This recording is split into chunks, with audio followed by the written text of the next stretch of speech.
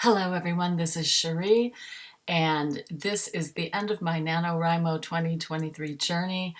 I won, which means that I did complete adapting the novel She. Alright, so let me show you how it ends.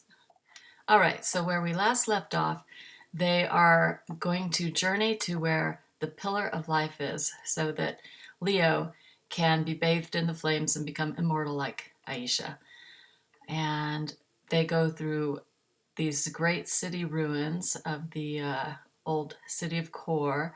They stay in a temple and bathe in a spring, and then they get to the volcano.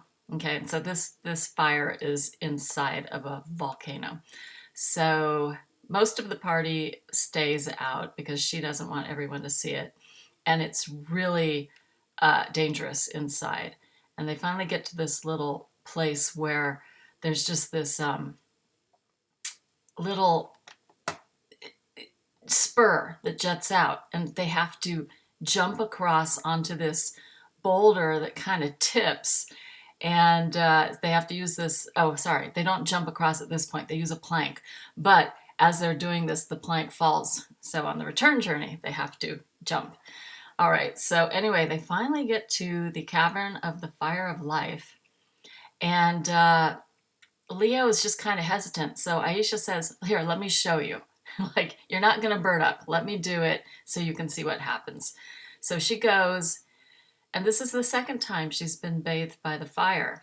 And the what Holly supposes in the aftermath is that it undid the effects of the first time she walked in.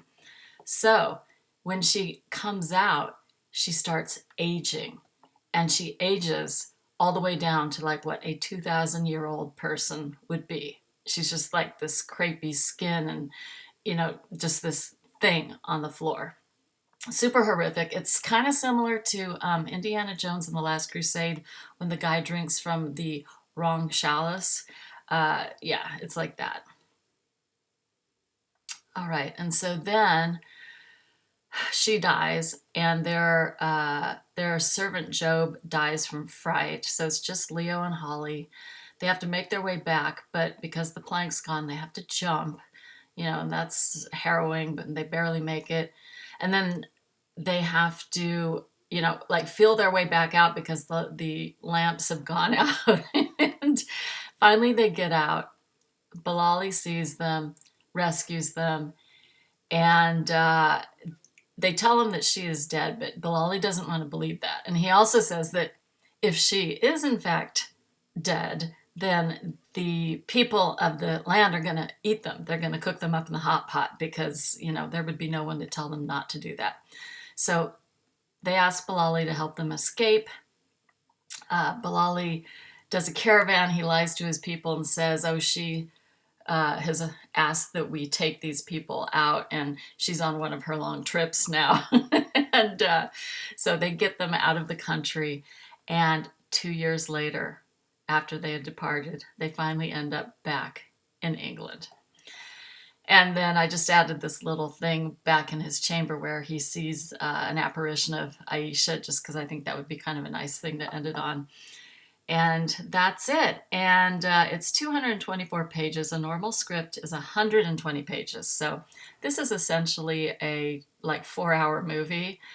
And I want to get it to less than 2 hours, like maybe 150. So that's a lot of rewriting to do. So that's it. I'm really happy to be done. Every start of NaNoWriMo, it's really fun. And then every end, it's like a slog, and you're just like trying to get through it. But I'm really happy it's done. I'm happy I did 1 chapter a day, so it wasn't too stressful.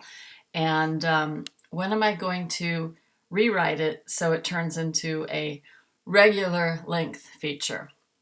Honestly, probably not until next NaNoWriMo, because right now I'm doing a deep dive into pre-production for my independent feature.